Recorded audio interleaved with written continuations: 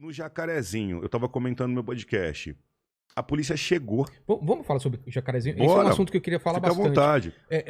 Para quem não tá por dentro, dá toda a ambientação, o que era a operação, por que aconteceu, e as imagens que acabaram vazando, que depois eu vi até estavam colocando imagem que não era nem de lá. Não era nada daquilo. Eu já fiz 2 vídeos no canal. Então vamos lá. A Operação Accepts foi uma operação da Polícia do Rio de Janeiro para desarticular tentáculos do Comando Vermelho que estavam aliciando juventude, a molecada que assiste o Podpah, sabe? Incentivando jovens a ir pro tráfico, né? E assim, é uma comunidade difícil, uma comunidade de morro que eles têm comandamento. O que acontece? A gente estava conversando com o Fábio Bop, com policiais operacionais. O criminoso, há muitos anos, os criminosos no Rio de Janeiro se armaram pesadamente, tem fuzis.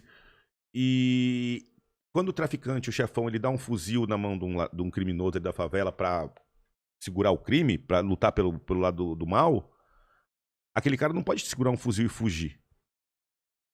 Né? É uma realidade que ele vai estar de fuzil ali para ir pro confronto. Então, a gente tem confronto em São Paulo? Tem muito confronto.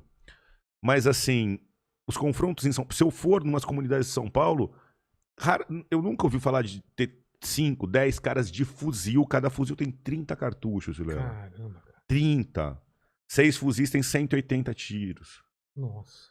Então tem 6 caras de fuzil para receber a gente. O fuzil atravessa... Rasga pessoas, 2, 3. Mas carro, lataria? Carro forte, lataria tudo. Caramba. É muito potente, entendeu? Então... exército, né?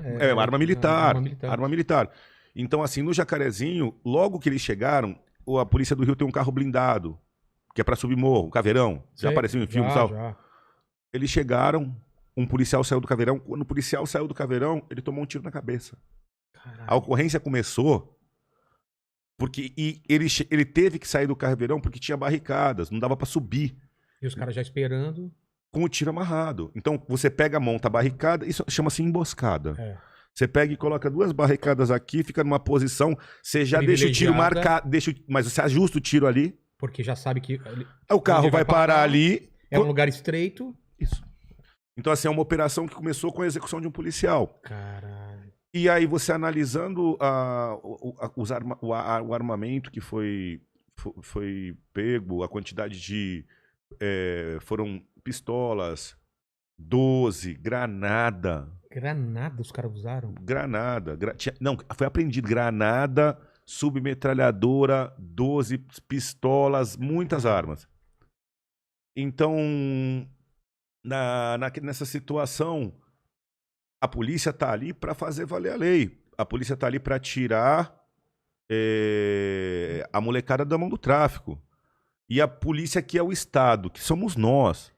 A polícia defendendo a população. Então, se a polícia chega ali e toma um tiro, um policial toma um tiro, eu queria que as pessoas imaginassem se a polícia virasse as costas e falasse, não, a gente vai embora porque tá muito perigoso. Que seria uma coisa... Não, já morreu alguém, vamos recuar. Então, se a gente recuar, se a polícia recuar, a democracia perdeu, o Estado perdeu. A ordem eles perdeu. Colocaram mais demarcaram mais um. Aqui é meu, ninguém mais entra. Isso. Aí é o Estado sendo... Terra de ninguém, né? Não dá. Então, quando a polícia vai, ela tem que ir para resolver. Mas uma operação dessa, por exemplo, tinha helicóptero junto, tinha gente... Toda a estrutura. Mas como que você consegue definir, por exemplo? Esse cara devia estar muito escondido, esse sniper. Vilela, é morro e é irregular. As favelas são irregulares.